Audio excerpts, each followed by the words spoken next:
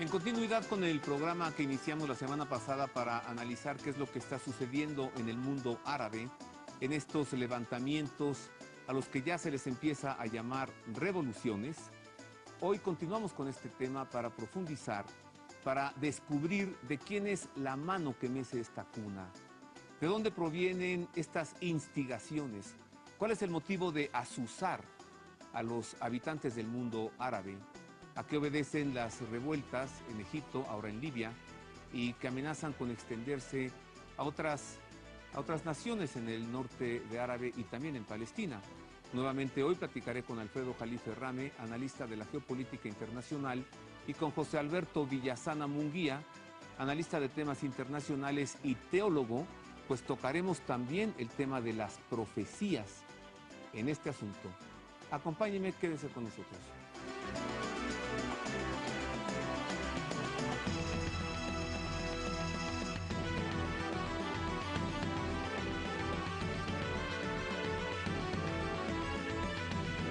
Les saludo con afecto, agradezco que esté con nosotros, sea usted bienvenido a este programa.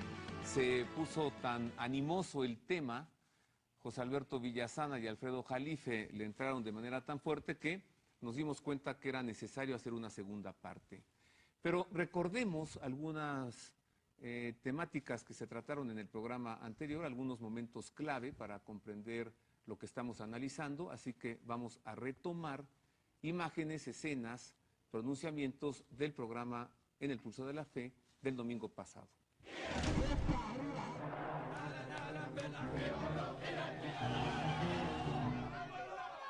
¿Qué sucede en ese mundo árabe que de la noche a la mañana están todos prendidos, aventando piedras, quemando banderas, derribando líderes? Primero, pues sí, el presidente de Egipto, Mubarak. Digamos que lo que sucede externamente, lo que se puede ver es una extraña ola democratizadora.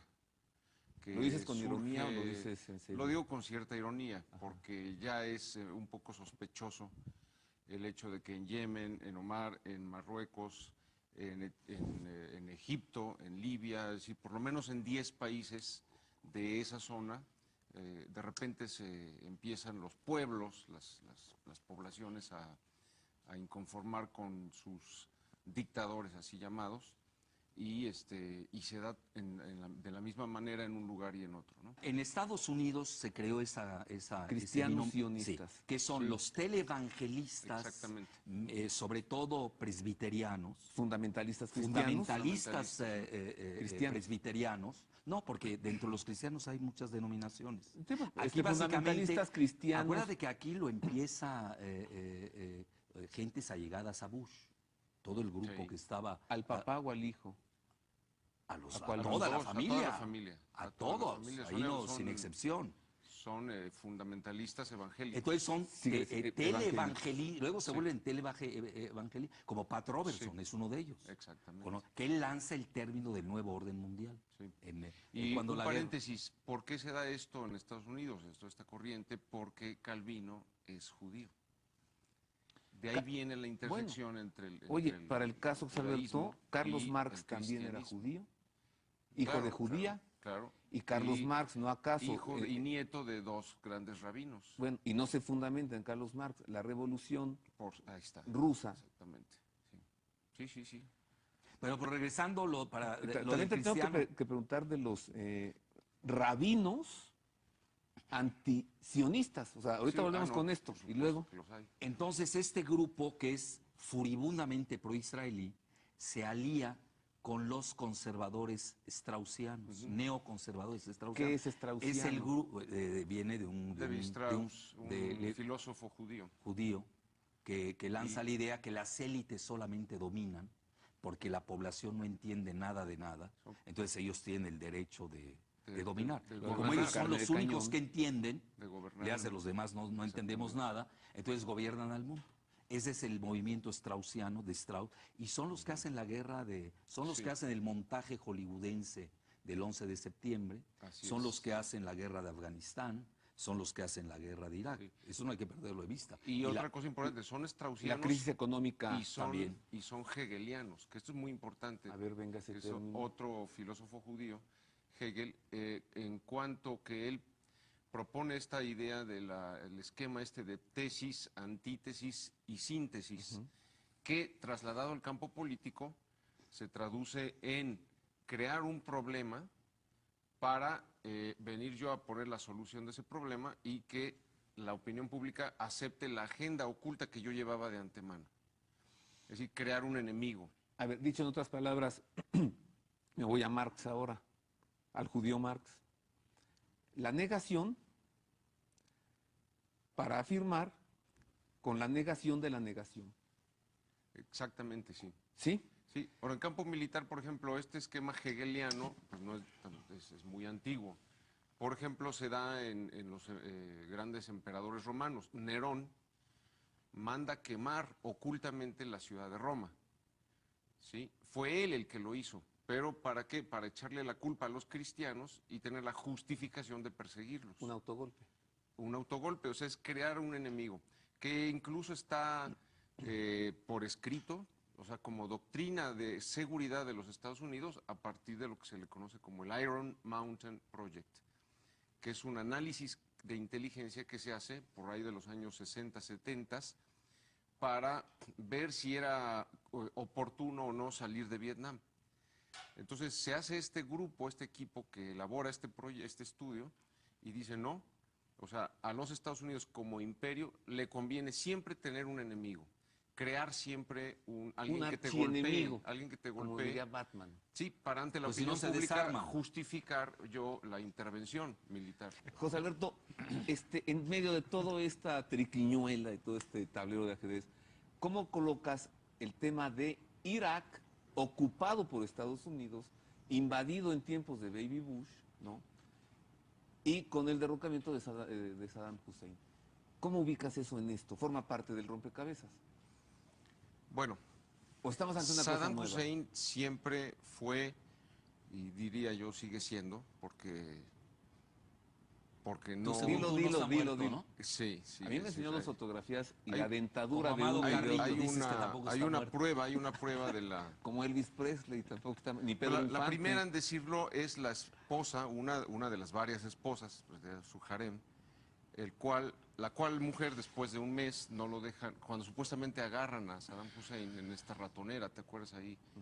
Y Barbudo. no la dejan entrar Como Diego, ¿no? Parecía. a la visita conyugal, ¿no? Y un mes, y 2 meses, 3 meses, la mujer empieza a protestar a Amnesty International, el gobierno de Estados Unidos no hace caso, finalmente recurre al gobierno ruso, y Rusia interviene en Estados Unidos diciéndole, oye, pero la señora quiere ver a su esposo, a Saddam Hussein, en la cárcel, no lo ha visto en 6 meses.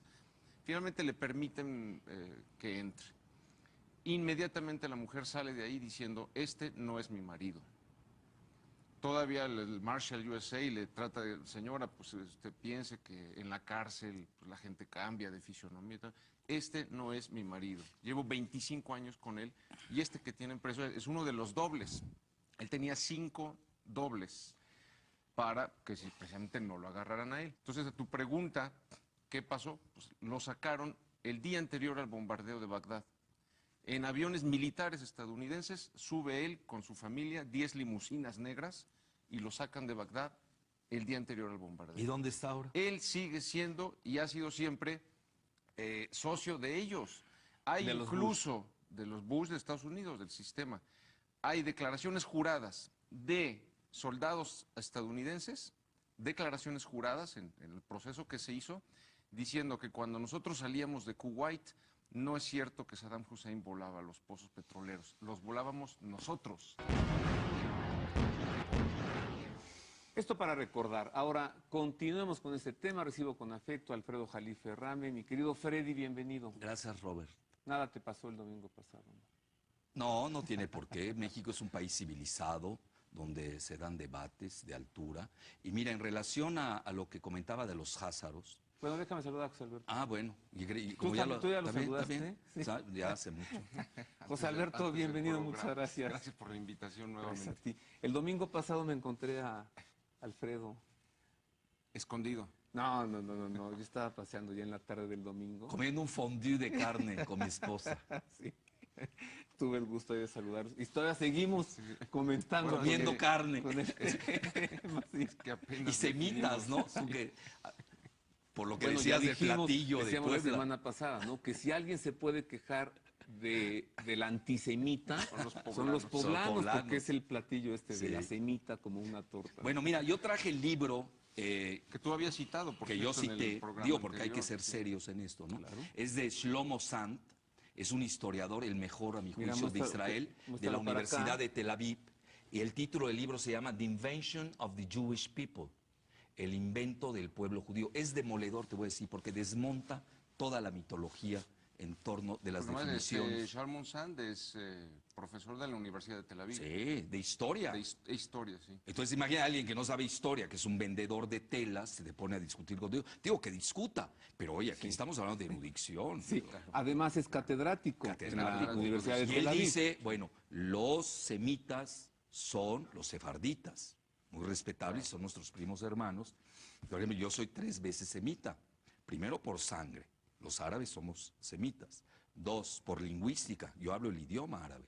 Y 3, pertenezco a una religión aramea, la última de la humanidad, fíjate, que son los católicos maronitas. Incluso la liturgia de la Iglesia Católica Maronita, que fíjate, yo nunca hago alarde de eso, porque yo entiendo que en México somos un país laico, con una cobertura religiosa, no podemos perder de vista que la mayoría del país es católica, y obviamente los maronitas somos los católicos orientales, según ¿sí? el censo. Se dice fácil, último. ¿no? Ah, claro, sí. 84%. Mira, eso es fuerte, ¿no? Bueno, yo invito a nuestro amable público a que nadie se ponga triste, nadie se sienta, nadie diga las expresiones que están usando allí. Precisamente en el programa del domingo pasado comenzamos, nos llevó la mitad del programa prácticamente, definir estos términos. ¿Qué es sionismo? ¿Qué es judaísmo? ¿Qué es islam? Házaro. ¿Qué son los ¿Qué es házaros? islam? Entonces está totalmente aclarado esto. Bueno, nos quedamos la semana pasada con esta pregunta. ¿Cuál es la intención de estar azuzando, de provocar al mundo islámico? José Alberto. Bueno, la intención que pudiera haber por parte de las poblaciones ahí, pues sí, efectivamente es librarse de regímenes ya muy anticuados, muy pues estrictos, ¿no? Dictaduras, en las palabras que se están usando hoy día.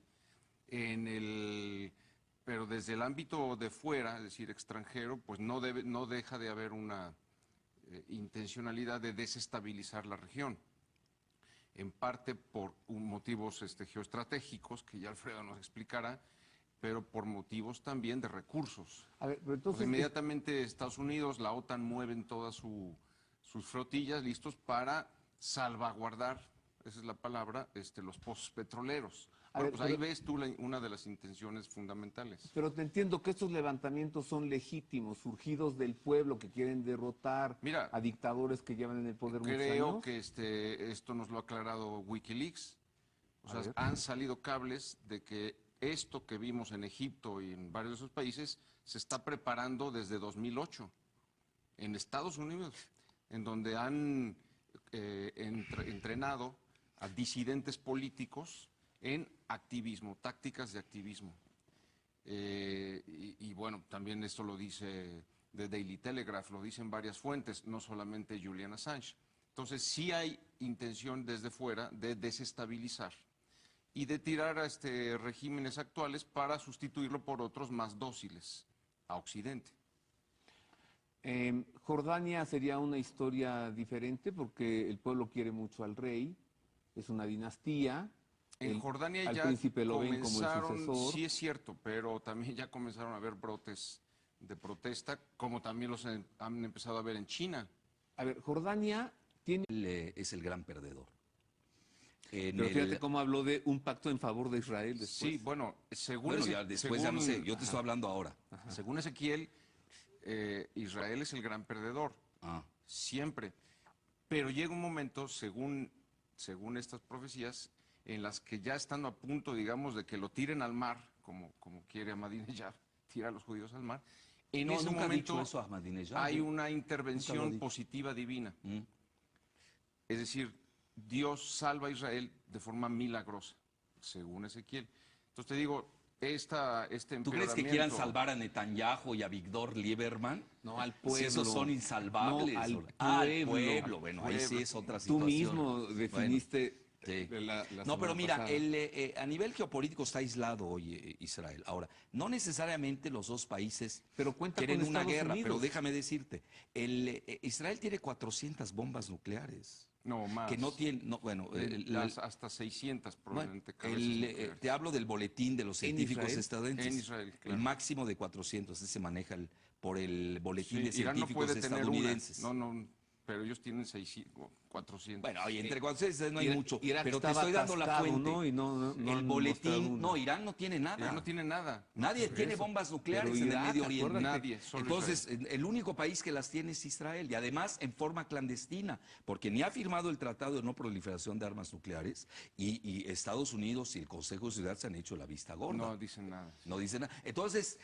ahí el que está atacando a los otros países con diferentes coartadas es Israel. Claro. Es decir, los dos países no tienen la capacidad a nivel convencional o el que sea de atacar a este Israel de ahora, yo no sé, del futuro, como sea, con su capacidad bélica. No la tiene nadie. Ni la misma Turquía, que forma parte de la OTAN, Ni Siria. ni Irán, nadie. Bueno, Siria es un pequeño país, no tiene Pero gran... tiene ejército fuerte. ¿Te acuerdas, José Alberto, de Juan Pablo II, cuando George Bush estaba buscando alianzas desesperado y logró allí una alianza con Tony Blair?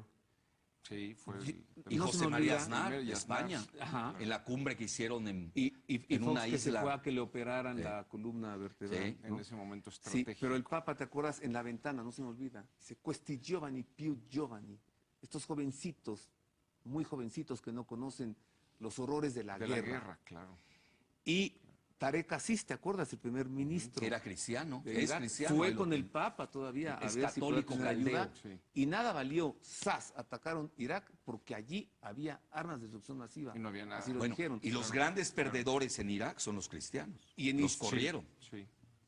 Y ahí Ahí- la comunidad internacional, entre comillas, cristiana de Gran Bretaña, que obviamente no son católicos, y Estados Unidos, les valió un pepino la persecución de cristianos y hoy el éxodo de los cristianos de Irak. E Irak. Sí. Y lo mismo están sufriendo los cristianos en esos momentos en Egipto. Y en Incluso Afga- el y en Papa Afganistán. chocó con Mubarak.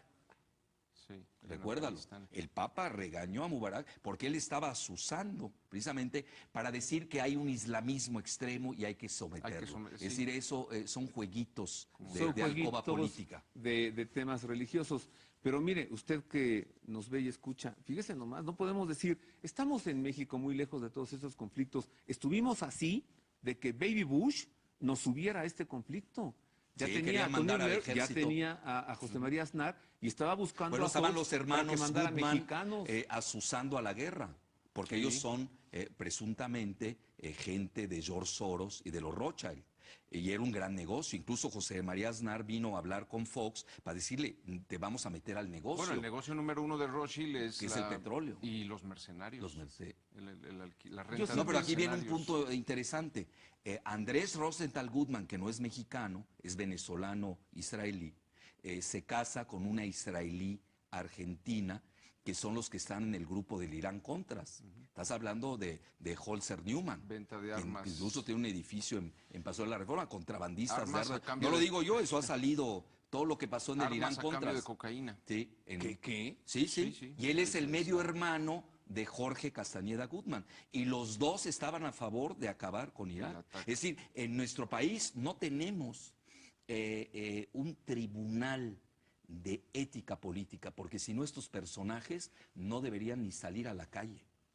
Te lo digo a abiertamente. ver, yo no entiendo de plano que alguien me explique, por favor, ¿por qué se lanza un ataque contra Irak? Estados Unidos, Gran Bretaña, España, casi México, ¿no? ¿Por qué hay armas de destrucción masiva? No hay había. una.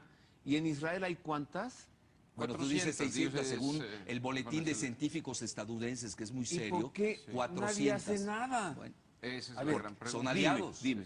Por Son el petróleo aliados de Irak. que Es que hay Israel, que llevarse el Estados Unidos, petróleo de Irak. Y la ONU no tiene, porque la ONU dijo, no se puede atacar Irak. Y Baby Bush pasó No. por encima de lo que Sí, la así ONU es. dijo, que es el Consejo de Seguridad. Dominique ¿En dónde de Villepin, queda la representación de 100 naciones? Te lo ¿Por recuerdo. qué, Alfredo? Dominique de Villepin, que era el primer ministro de Francia, estuvo en contra de la guerra y Francia iba a poner su veto con China y con Rusia. Es decir, el Consejo de Seguridad, los miembros permanentes, eran minoría Estados Unidos y Gran Bretaña.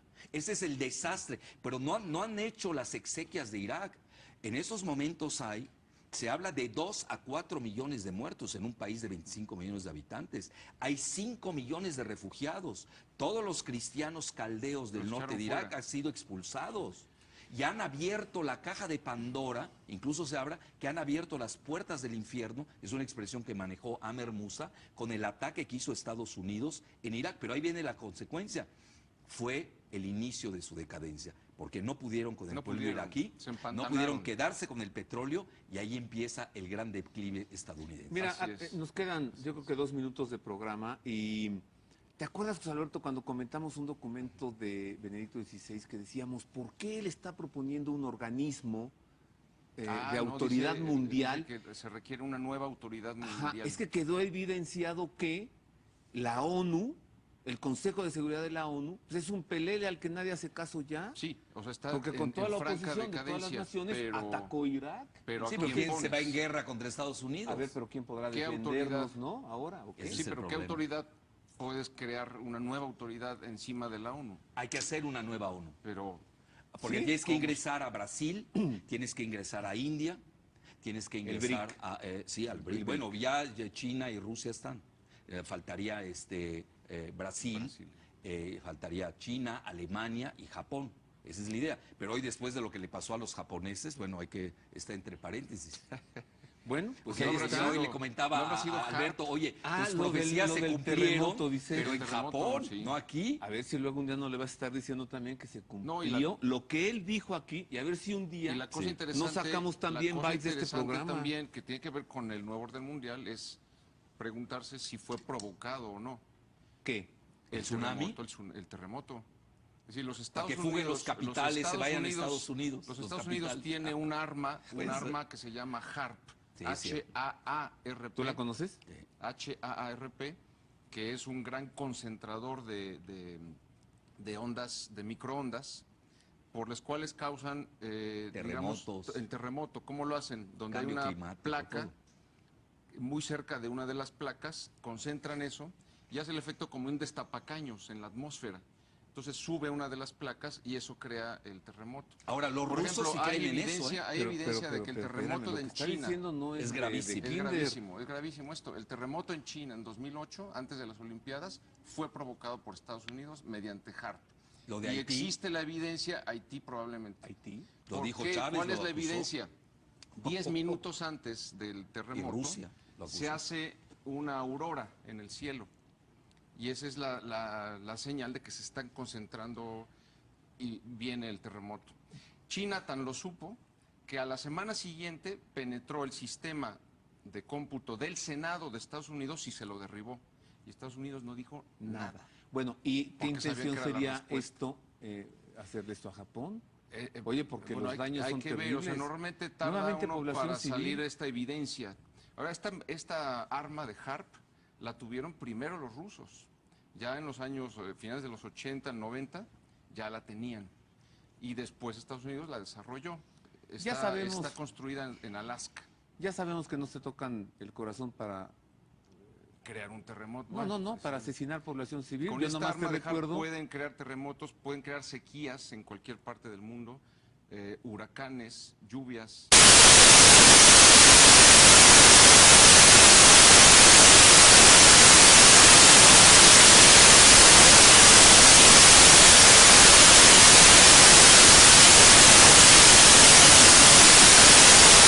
¿De quién es?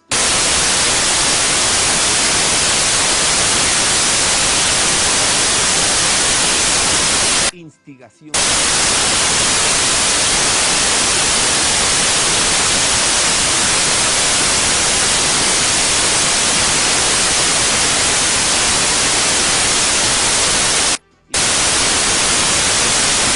A otras en el norte.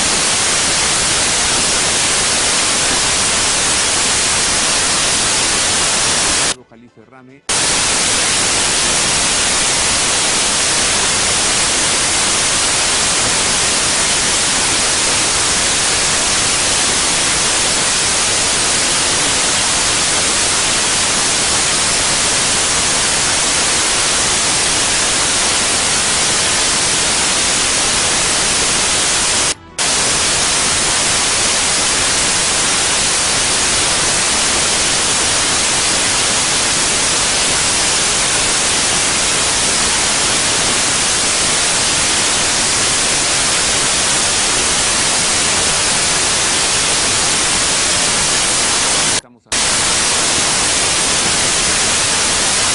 En el...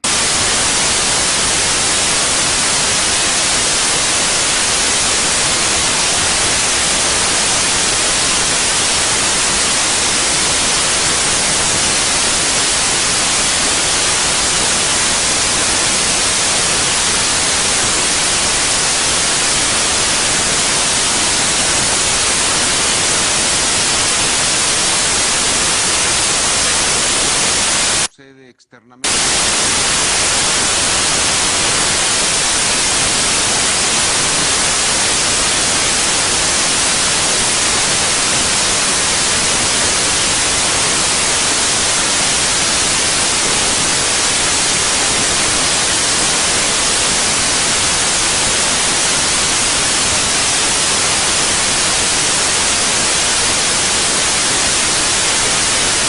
De repente.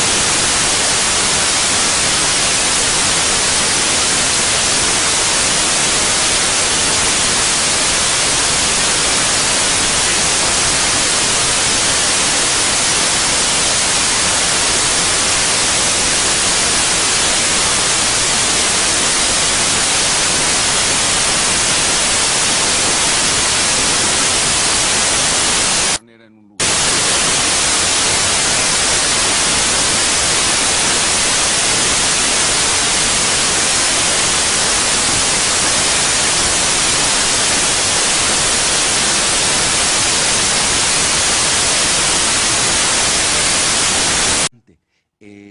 Hay una división. Pero es que el pueblo quiere mucho a su rey y a su Quiere, reina. No, los beduinos, Sí, los sí. beduinos, no los palestinos. Ah. La mayor parte de Jordania son palestinos. palestinos. Y ahí quieren hacer el repuesto de la nación palestina, en Jordania. Esa la tienen guardadita. Entonces, cada país tiene su situación. Aquí lo interesante es al revés. No me quiero meter en la cuestión muy local.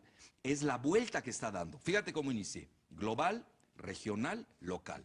¿Y ahora qué está pasando? Otra Hacia vez arriba. regional y global Exacto. con el alza del petróleo. ¿Y a quién le está pegando el alza del petróleo? A China. Eso no lo perdamos de vista. Dos competidores de Estados Unidos, China e India, son los que pueden pagar los platos rotos. Y no olvidemos que ambos países, porque date esta cuenta, toda América no tiene musulmanes. En Estados Unidos hay 6 millones y ya los andan persiguiendo. En Chiapas hay unos. Bueno, en México está Fauci Hamdam, ¿no? Oye, Es pero están uno. asusados. Son Sí, indígenas chiapanecos musulmanes. Bueno, Hay hay una mucho cosa mano que hay que británica, cuidar. Sí, hay mucha mano británica ahí detrás. Pero a lo que quiero llegar, no hay prácticamente en el continente americano una agenda islámica.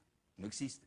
En Estados Unidos Europa hay sí, 6 millones en Europa y y ya en todos los Asia. consideran terroristas y los Al están único- persiguiendo. El único que conocíamos, nuestro amigo Fauci Yusif, ¿te acuerdas? Sí, el de embajador Palestina. El embajador. Ya Sí, se pero fue él a era Brasil. brasileño. Ya se- Ahora, a lo que voy.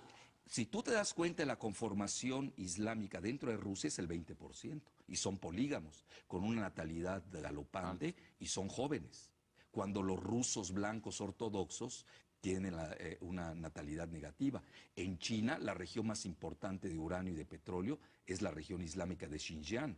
Y en India, el 10%, y estamos hablando de 1.300 millones de habitantes, son islámicos. Créeme que en Rusia, India y China ven Con preocupación. preocupación lo que está sucediendo en el mundo árabe y islámico. Créeme que yo veo con Sí. preocupación esos islamitas en Chiapas.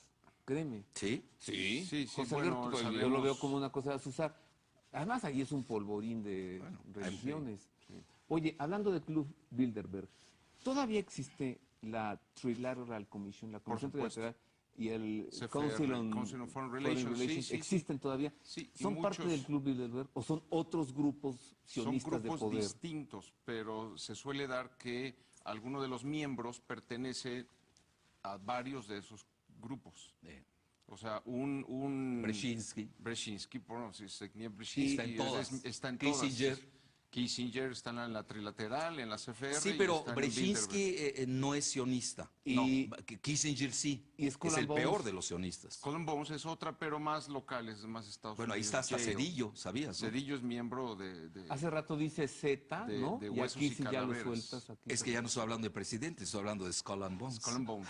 Miembro de Skull and Bones, Ernesto Zedillo. Huesos y Calaveras, donde están los Bush Sí, y Yale. Los Bush todos. Y es Yale. Es el alma mater de Yale. Es una cofradía conspirativa para aquellos que no creen en las conspiraciones. Bueno, fíjate, hay uno de ellos. No lo dejaron por color. En ese grupo de Yale y de Skull and Bones estaba Cristol, estaba Pearl. Todos los neoconservadores straussianos. Y dice uno de ellos, que ya desde jóvenes, desde que eran universitarios, hablaban de montar un gobierno mundial. No, un autoataque. Bueno, y un gobierno mundial. Ya lo hablaban entre ellos, desde jóvenes. Y un nuevo orden mundial.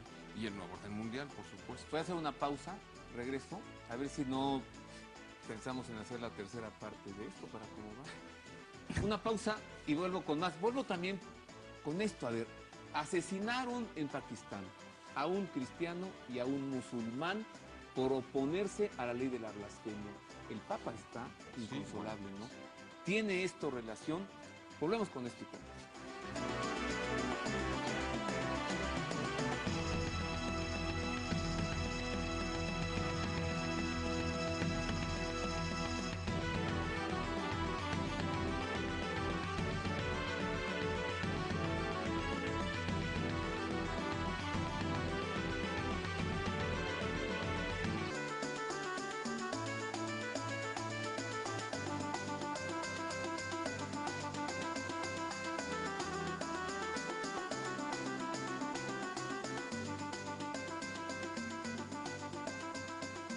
Continuamos con más del Pulso de la Fe. Estoy platicando con Alfredo Jalife Rame y con José Alberto Villasana.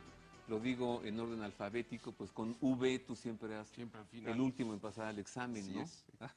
Podía estudiar más. A no ser que cuando empezaban de atrás para adelante. A veces era Arredondo, Zedillo, ¿no? Sí. Luego Balcázar, Villasana. Vamos a ver esta nota, es el editorial semanal del padre Federico Lombardi. Nos habla sobre este terrible asesinato ocurrido en Pakistán de dos líderes religiosos, un cristiano, un musulmán, acusados de atentar contra la ley de la blasfemia. Pero esta ley de la blasfemia en Pakistán, de suyo, es una ley blasfémica porque es una ley intolerante hacia la justicia y hacia Dios. Entérese y luego vamos a comentar aquí este mismo tema. Los dos fueron asesinados por el mismo motivo, porque se oponían a la ley sobre la blasfemia. Una ley que en sí misma es auténticamente blasfema porque en nombre de Dios es causa de injusticia y de muerte. Pero uno era musulmán, Salman Taseer, gobernador del Punjab. El otro cristiano, Shahbaz Bhatti, ministro para las minorías del gobierno pakistaní. Los dos sabían bien que arriesgaban la vida porque habían sido explícitamente amenazados de muerte. Y sin embargo no renunciaron a su lucha por la libertad religiosa contra el fanatismo violento y pagaron por ello el precio más alto con su sangre. En un gran discurso al cuerpo diplomático sobre la libertad religiosa en enero, el Papa había rendido homenaje al valeroso sacrificio del musulmán Taseer. Y hace pocas semanas, Bhatti había dicho: recen por mí, soy un hombre que ha quemado sus naves. No puedo y no quiero volver atrás en este empeño. Combatiré el extremismo y me batiré en defensa de los cristianos hasta la muerte. Ahora, su figura ya se engrandece como la de un valeroso testigo de la verdad y la justicia. Mientras estos dos asesinatos nos llenan de horror y de angustia por la suerte de los cristianos de Pakistán, al mismo tiempo también nos inspiran paradójicamente un estremecimiento de esperanza, porque asocian a un musulmán y a un cristiano en la sangre derramada por la misma causa. No se trata solo de diálogo de conocimiento recíproco o diálogo en los compromisos comunes por el bien de las personas. Del diálogo en la vida se pasa al diálogo del testimonio en la muerte, al precio de la propia sangre, para que el nombre de Dios no sea transformado en instrumento de injusticia. En la memoria de Tasir y de Batí, en la emocionada gratitud por cómo han vivido y cómo han muerto, los verdaderos adoradores de Dios continuarán luchando y, si es necesario, muriendo por la libertad religiosa, la justicia y la paz, que nos pueda animar con más fuerza a caminar juntos hacia Asís. Bueno, esto es un acontecimiento recientísimo que tiene mucho contenido de intolerancia religiosa, y entonces yo le pregunto a nuestros invitados si acaso ven ustedes una relación de esto ahora en Pakistán con los conflictos del mundo árabe. ¿Tú lo relacionas, José Alberto? Yo no lo relaciono, o sea, siempre ha habido esta persecución ideológica ahí, más bien va por ahí. ¿Teológica? Y teológica y sí. ¿no? Religiosa también, pero yo lo diferenciaría de lo que es estas revueltas populares, en donde sí hay una persecución musulmana y cristiana, anticristiana muy fuerte, sobre todo con lo que está pasando ahí en Egipto, también con los coptos. Con los coptos. Es claramente antirreligiosa. Mire, para que usted que nos ve, le voy a poner un ejemplo. En Egipto y en estas zonas, cuando nace un cristiano copto, de bebé le tatúan aquí una cruz, para que nunca reniegue de su fe. No me atrevo a usar el término fundamentalismo en este caso, porque realmente la fe de los cristianos coptos es muy auténtica. Pero vamos, sí nos da esto una visión de esa convivencia tan difícil entre cristianos y musulmanes. Y aquí nos vamos acercando ya, José Alberto, al tema de las profecías escriturísticas, que tal vez algo de lo que nos diga José Alberto te va a sonar a ti mucho. ¿Hacia dónde se dirige esto? Tú empezarías con... Yo retomaría del programa pasado que hablábamos de este... Estado de Israel del 48. Este choque de civilizaciones que es totalmente artificial, con dos fuentes. Una, que es histórica, la carta esta que le manda Albert Pike a Giuseppe Mazzini, diciéndole para lograr el nuevo orden mundial tenemos que organizar 3 guerras, que fue la Primera Guerra Mundial, la Segunda y la tercera, le dice, suscitaremos esta guerra con el choque entre judíos y árabes. Y la segunda fuente, que es más moderna, es Samuel Huntington, racista mexicanófobo, sacó un libro que se llama ¿Quiénes somos? Asusado por Jorge Castañeda Gutmann. Eso salió en el periódico El País. Sí, bueno, él escribe, es decir, nosotros no necesitamos caballos de Troya. Con las mulas de Troya que tenemos adentro bastan. El libro del choque de civilizaciones, en donde vuelve él a plantear sí, como algo inevitable. Entonces, más bien es algo que se está provocando que suceda. ¿Y esto lo relacionas con las Sagradas Escrituras? Porque las Escrituras también finalmente van hacia allá. Es decir, el profeta Ezequiel, entre otros, que cientos de años, 6 siglos antes de Cristo, profetizan la destrucción del templo de Jerusalén, la destrucción del templo y de Jerusalén como ciudad. Que tiene lugar en el año 70. Que ocurrió después del año 70. Sí, este mismo profeta dice, al final de los tiempos, congregaré nuevamente a mi pueblo, a las naciones a donde los dispersé, y los traeré nuevamente a su tierra. Esa profecía se cumple en 1948. La que sigue ahora es, una vez que se ha fundado el Estado de Israel, es una guerra entre Rusia y los países árabes que simultáneamente atacan a Israel. Que tendría lugar más adelante. Más adelante, nunca ha sucedido esa guerra. Y ahí Ezequiel dice por nombre cuáles son esos países que van a atacar a Israel. Entre ellos está Jordania, está Turquía, está Irán, repito, está Rusia, la zona del Kosovo, está Libia. Pero de lo que queda de Libia.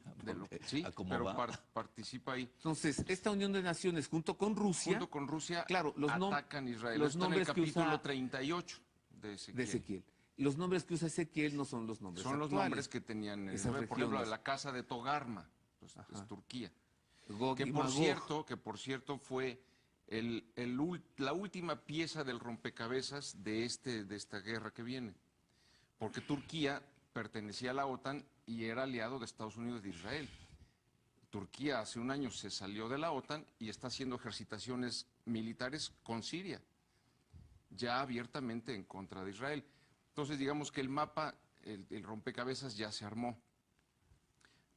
Si ataca Israel y este grupo de naciones a Israel, ¿qué viene después según las escrituras? Bueno, viene en esta guerra de Gog y Magog, viene un acuerdo de paz. Un acuerdo de paz en favor de Israel. Esta destrucción nunca se llega a dar. Y el líder que surge de esta guerra, es el que firma el acuerdo de paz, es aquel a quien los judíos aceptarán como el Mesías que están esperando. Que para los cristianos es el anticristo. Él es el que firma el acuerdo de paz. Mundial. Es un líder mundial, claro. Es un estadista, es un pacificador, es un visionario político, civil, que firma el acuerdo de paz. Ahí comienzan los 7 años de la gran tribulación, que son los 7 años del gobierno mundial del anticristo, los cuales finalizan con la guerra de Armagedón, que es otra guerra, y el retorno de Cristo. En el Valle de Megiddo. En el Valle de Megiddo, sí, exactamente.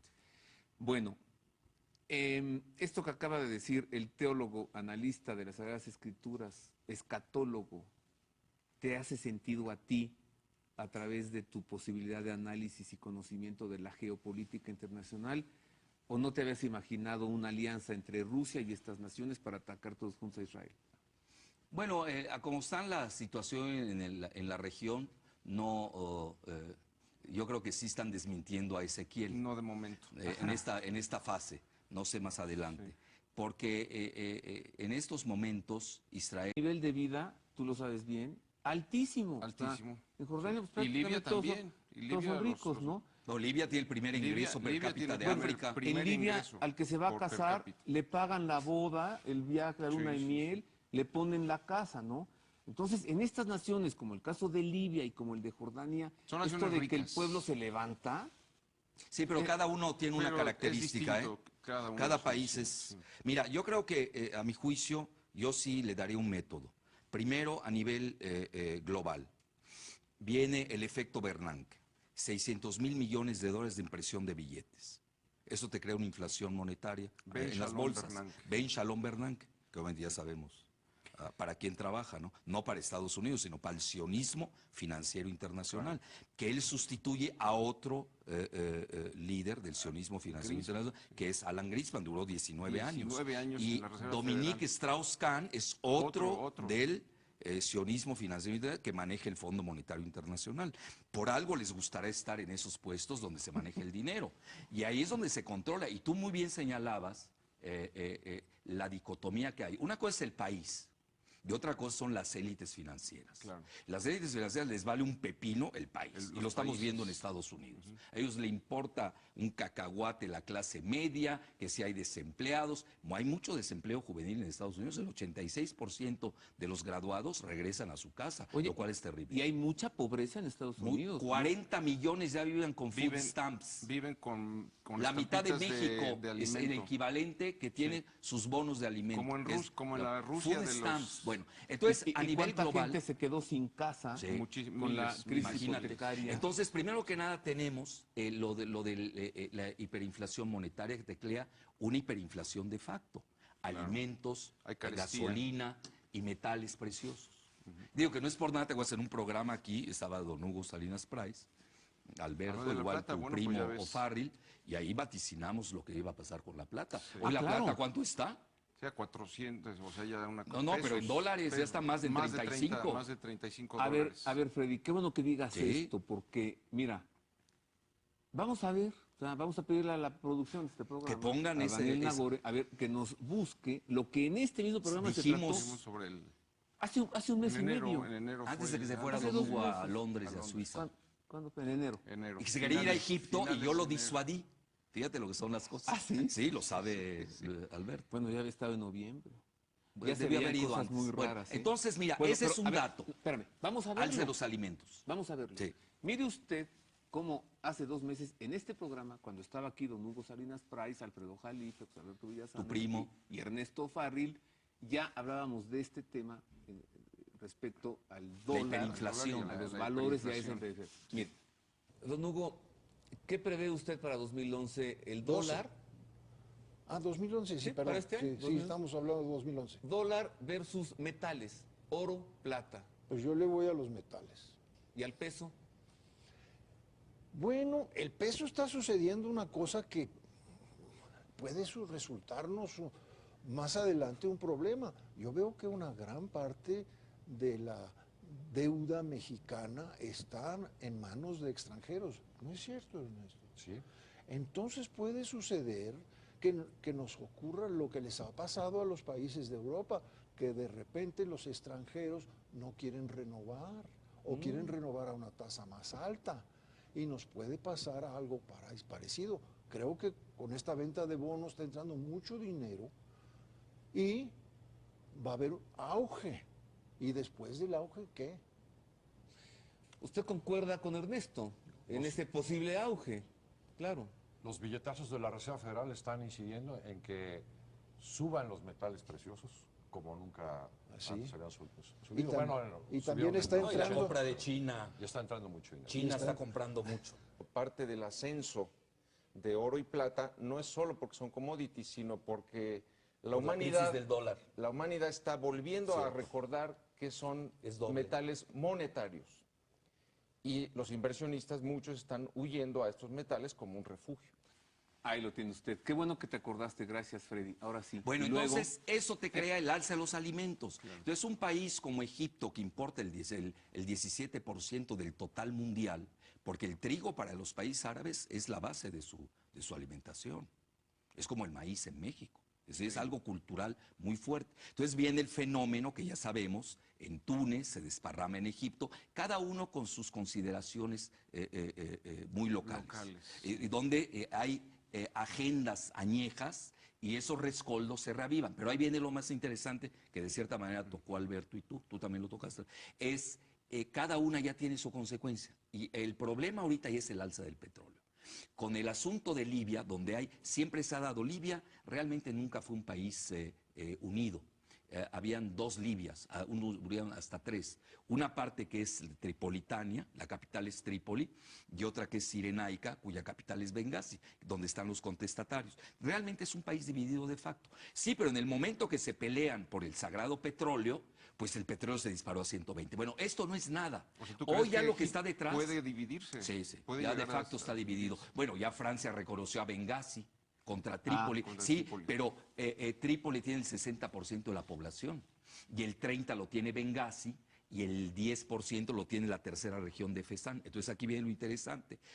Hay una discriminación entre ambos, es decir, Trípoli se quedaba con la mayor parte de los ingresos petroleros y los de Bengasi fueron relegados. Esto es parte de la revuelta. Por eso te digo que cada país tiene su propia traducción. Ahora, lo peor, ¿qué es lo que puede suceder? Ya hay dos escenarios, desgraciadamente lo tengo que decir. Uno es el alza del petróleo que puede llegar a 200 y hasta 300. Y esto le pega a China, ¿eh? Bueno, ahí es donde empieza la manipulación especulativa. Y ahí es donde tú dices... Es lo que tú dices, le va a afectar a la población de Estados Unidos, sí, pero van a ganar los especuladores de Wall Street, George Soros, los Rothschild de Londres, y estos les va súper bien. Ellos felices con que se incendie el mundo árabe, sube el petróleo a 200, ya 300, que puede suceder porque ya Arabia Saudita está sitiada literalmente. Eso es otro tema. Y ahí el riesgo de que el estrecho de Hormuz lo corten para evitar los barcos hasta Siria, y entonces ahí se dispara el petróleo tremendamente. ¿Y México? Bueno, a nosotros nos va bien en los ingresos, pero nos va mal en la gasolina. Estamos importando 60% por una tontería. Ya ves que alguien, para no hablar de presidentes, expresidentes, alguien quería hacer 5 refinerías en Centroamérica. ¿Cómo hace cuántos años? Hace exactamente 8, pero no voy a decir el nombre. No dije. Entonces, quería hacer refinerías en Centroamérica y se les olvidó hacerle en México. Y ahora hay un proyecto en Hidalgo que lo tienen congelado por cuestiones electoreras. Está detenido, sí. Que debemos hacer, porque si nos está costando $5 el galón. Sí. Esa es la gasolina. Entonces, ¿para qué produces petróleo? Y el que lo paga pues, es el consumidor, somos nosotros en el alza de la gasolina. Y para colmo, no tenemos estructura ferroviaria. No. Y luego tenemos La Plata, aquí por carretera. Que me estaba comentando Alberto. El presidente que vendió los ferrocarriles, sí. Ese es otro, que empieza con letra Z. Sí. que no tiene que ver con los Zapatero, zetas. Zapatero. Oye, no sé si tenga que ver con los zetas, ¿no? Pero es con zeta. Bueno, a ver, tú explícame una cosa, por favor. El pasado viernes... Domingo, ¿no? Espérame, no. El viernes 12 se reúne Hillary Clinton con jefes de la oposición. Tell me, ¿qué tiene que ver? Libia. O sea, de Libia. De Libia. Porque quieren dividir Una vez a Libia. más, ¿qué hace el secretario de Estado norteamericano platicando con los revoltosos en Libia? Mira, a mi juicio... Es que cualquiera que tenga dos ojitos y los pega a esta noticia, se dará cuenta Mira, de quién es la mano. a mi quién es juicio, la no, pero aquí hay algo Obama interesante, mira. incitando a los iraníes a sublevarse. Sí. El presidente Obama. a los iraníes. A los iraníes, hagan por lo la mismo que en democracia. Egipto.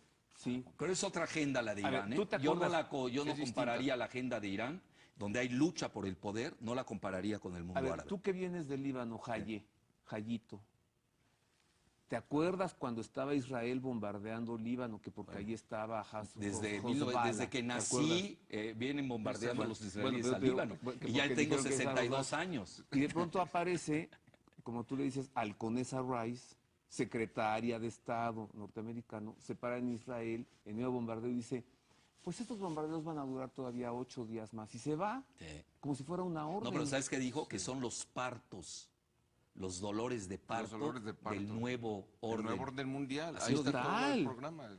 Así lo Sí, dijo, pero ¿verdad? se equivocaron. Sí, Mira, sí, ellos sí. en ese momento, Bush quería imponer la democracia al estilo gringo. Le fracasaron en Irak.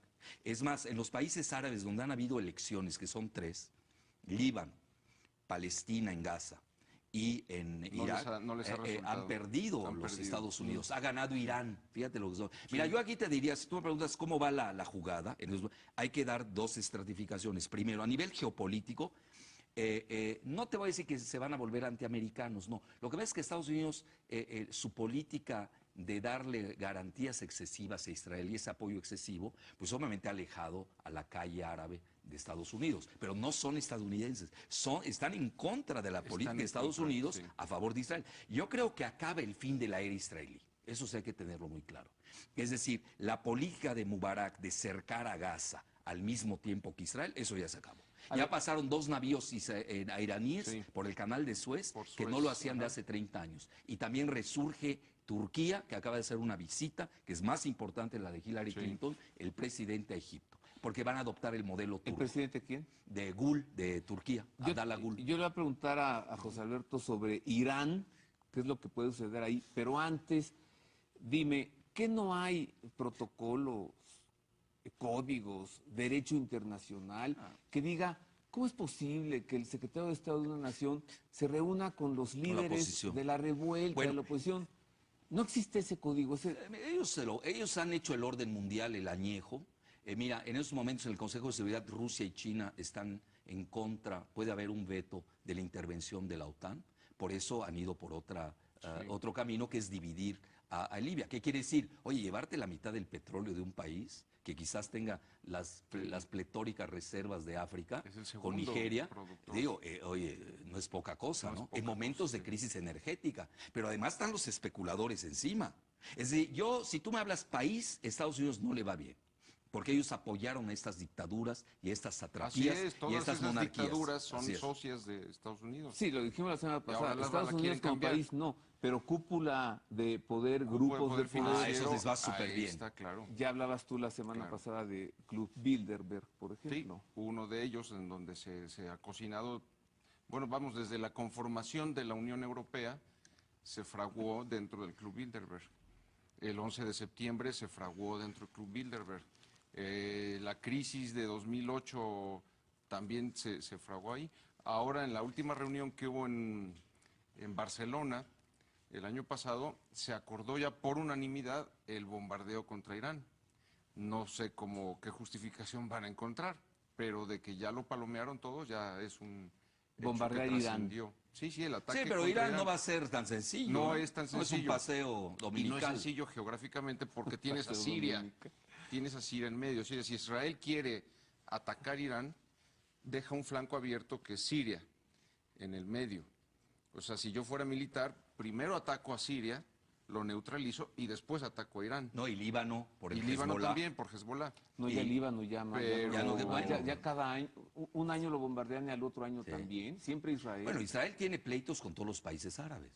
Por eso hizo la paz con Egipto, pero ahora se les está Claro. cayendo, y con Jordania, que tú preguntabas de Con Jordania. Jordania. Jordania no va bien, ¿eh? La monarquía se está tambaleando. Mira, hablando de monarquías, porque aquí hay que hacer subdivisiones. Ya le Hay pidió la repúblicas y renuncia monarquías. al secretario de Estado, Sí. el rey. Bueno, Hace un mes. pero a lo que voy, y la población, la mayoría de Jordania, hay que tener algo muy presente. El rey de Jordania no es de Jordania. Es un títere británico que nace, claro. la familia, la dinastía de los Hashemitas, que supuestamente desciende del profeta Mahoma, nace en la región del Hijaz, que es la región occidental de Arabia Saudita, donde está la Meca y Medina. Eso es muy interesante. Entonces, pero la mayor y lo instalan, entonces, ¿qué hacen los británicos? Ponen a unos, juegan. Toda la geografía Sí. de ahí es parte del modelo Sykes-Picot, Sí. que son, Bueno, cuando se ponen de acuerdo Gran Bretaña y Exactamente. Francia con unos coñacs, dicho por Churchill, ¿eh?